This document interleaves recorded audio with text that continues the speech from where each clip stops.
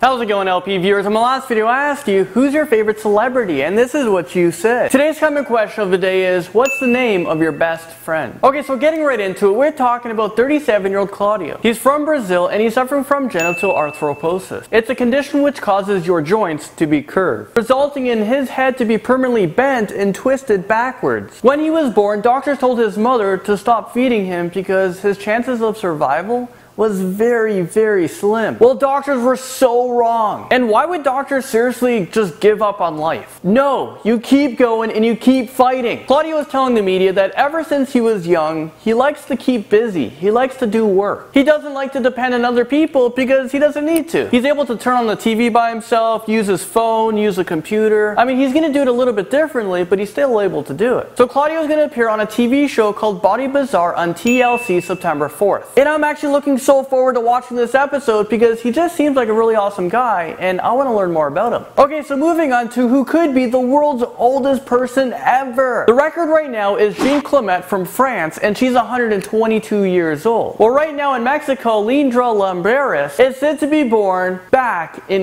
1887. Is this real life right now? Not too long ago, there was an article saying that the last person to be born in the 1800s was dead, so no one was left. So where is this person coming from right now? So her being born in 1887, that makes her 127 years old. And she just celebrated her birthday on August 31st. So happy belated birthday, buddy. She has outlived 5 of her own children and several of her grandchildren. And let me put this in perspective for you guys on how old she really is. She was 20 years old when World War I began. And she was in her 40s during World War II. Lindra was 80 years old when she witnessed Armstrong land on the moon. She was telling the media her secret on how she lived this long. She said lots of chocolates, never getting married, and lots of sleep. If she has the right documentations, she's going to be put into the Guinness World Record books. Okay, so some tennis news for you guys. Last night, Milos Raonic for Canada and Kei Nishikori from Japan was playing at the US Open. This was a historic match because whoever was going to win this match was going to be the first person to represent their country in the quarterfinals at the US Open. And I'm a huge fan of Milos Raonic because he's from Canada, so I was trying my best to stay up last night to watch this epic match. But it was just so long and it was just going on and on and on, and I ended up passing out at like 1:15, 1:30. But when I went to bed, Milos Raonic was up 2-1 and only needed one more set to win the game. So I went to bed thinking I'm going to wake up and the Canadian's going to be in the quarterfinals. But when I woke up,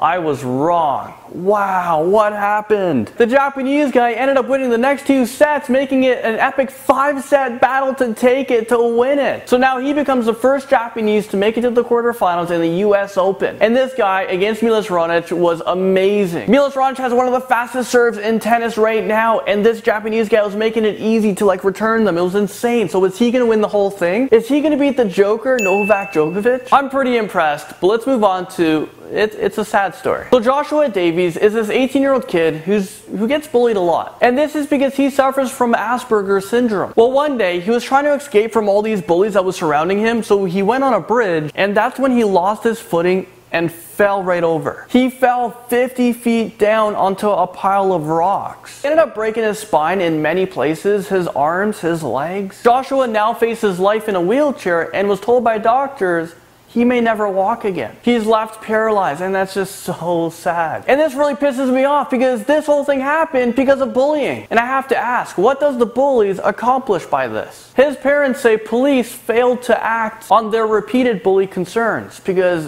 they did tell them about it. So this whole thing could have been avoided. I think there needs to be more people out there in the community talking about the effects of bullying because people are just so young and they don't realize. I mean, these people bullied this kid and now his life is totally going to be different for the rest of his life. And for the bullies, are you proud? Did this make you happy? Did you just win something?